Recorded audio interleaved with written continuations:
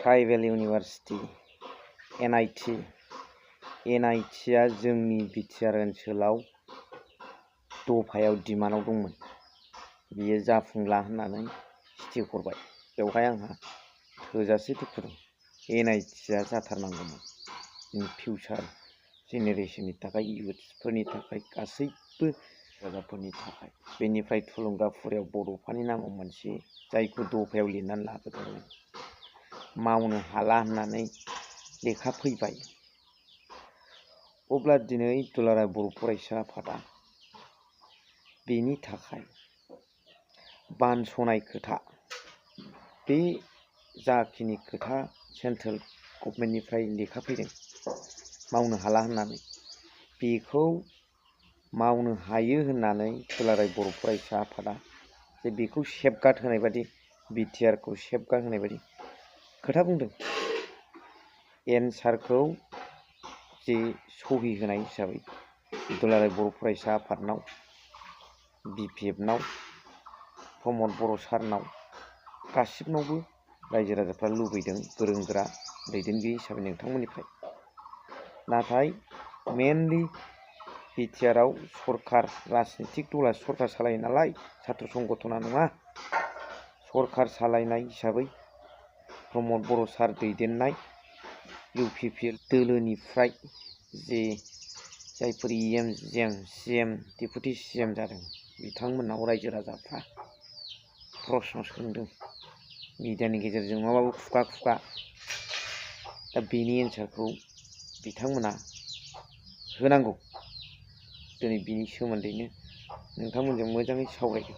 जे UPPL हाबदों, जोंनि हारिया गाबनांदों।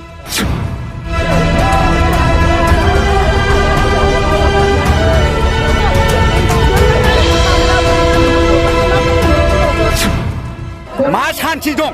माथो बर'फोरखौ गिलु बालु ख्राव ख्राव गाबहोजोबदों।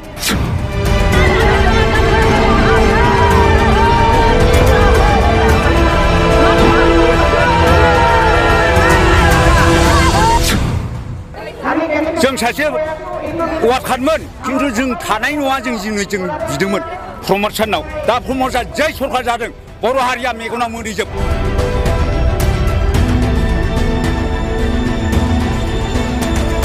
सारा प्रमद बर'ना मोजां खामानि मावाखै, दासिम मावाखै। बे सरखार थायोबा हारिया साब।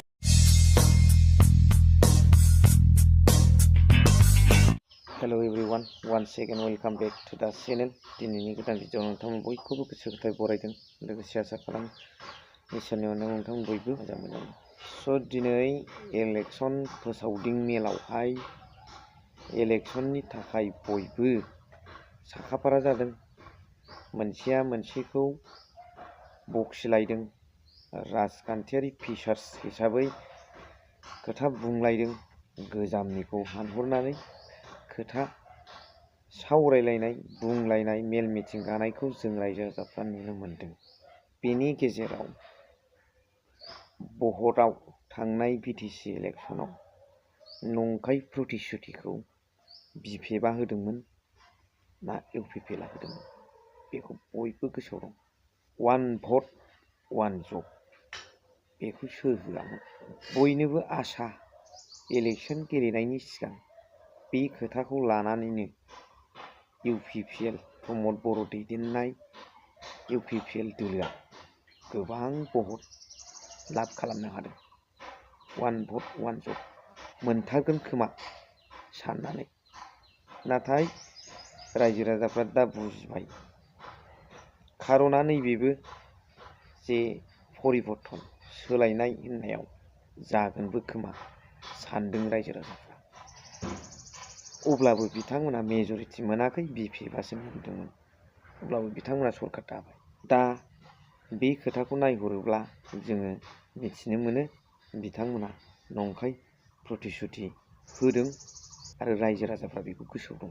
लोगोसे कालचारेल कमप्लेक्स एट थुलुंगाफुरि ट्राइबेल इउनिभार्सिटि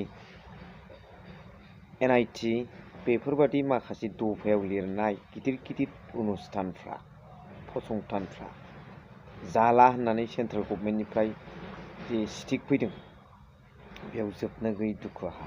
बेनि गेजेराव NIT NITनि थाखाय जे गोदोनिफ्रायनो दुलाराय बर' फरायसा आफादानो होन जोंनि दैदेनगिरि बिथांमोनानो होन आगुआव जे मोनसे संग्राम खालामनायनि गेजेरजों गिदिर गिदिर अनुस्थान फैदों नङा होमबा रायजो राजाफोर आरो बेवहाय जे NITआ आंनि थाखाय जोबोद बयनिबो थाखाय आंब्लाबो NITखौ गैया होननाय खोनानाय लोगो लोगो जोबोद दुखु मोनदों। नांगौमोन जोंनि BTR बा BTC ओनसोलाव, नाथाय बिथांमोना दासिमबो इलेक्सन फोसावदिं मेलाव गावसिनि खुगाजों बे स्टिकआ नंखाय मावनो हाला होननानै सेन्ट्रेल गभर्नमेन्टआ बुङाखै बा स्टिक हराखै होननानै बिथांमोना दिनैसिमबो बुंनो हायाखै मिडियानि सिगाङाव। आरो BTR दफानि गेजेरजों जा लिरनाय बे NIT बेफोरबायदि अनुस्थानफ्रा जाथारगोन बन्द जायाखै बे खोथा स्पस्ट' क्लियार खोथा बेखौ रायजो राजाफ्रा खोनासंनो लुबैदों। आচ্ছা जामारगोन ना जामारला सेन्ट्रेल गभर्नमेन्टआ जे स्टिक हरदों मावनो हामारगोन ना हामारला? हायाबा हाया, हायोबा हायो, सिदा खोथा। राजनितिक केरियारजों खोथा गैया, रायजोनि सिगाङाव सिदा खोथा। बे एन्सारखौ आं दिनै साफ्रोमबो दैदेनगिरिफोरनाव बिनाय जाबाय। स' भिडिअखौ एसेखिनियावनो फोजोबबाय। नोंथांमोना मा सानदों कमेन्ट्सनि गेजेरजों फोरमायहरबानो जाबाय। थेंक इउ भेरि माच फर वाचिं। लाभ इउ।